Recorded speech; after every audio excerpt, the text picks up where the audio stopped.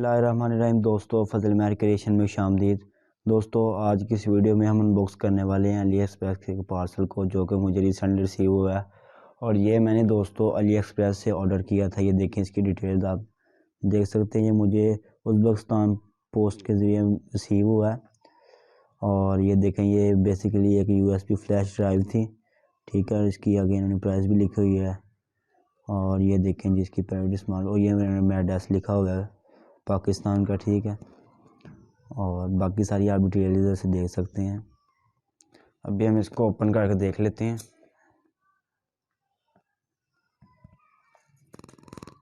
ये दोस्तों, ये ओपन हो रहा है। ये दोस्तों, ये हमारा पार्सल ओपन हो गया है। और ये देखें, इसके अंदर ये हमारी फ्लैश ड्राइव है, ठीक है। अभी इसको ओपन करके देख लेते हैं। ये वो काटा गया, इधर से चलें। ये देखें दोस्तों, ये बेसिकली हमारी फ्लैश ड्राइव है, जो कि मैंने इधर से ऑर्डर की थी और ये मुझे रिसीव हुई है। ये दोस्तों, मैंने तकरीबन आज से 25 दिन पहले इसको ऑर्डर किया है और ये आज मुझे रिसीव हो गई है। दोस्तों, ये फ्लैश ड्राइव है 16 GB की, और ये मोबाइल के साथ भी कनेक्ट हो जाती है और ये कंप्यूटर के साथ भी लग जाती है, ठीक है।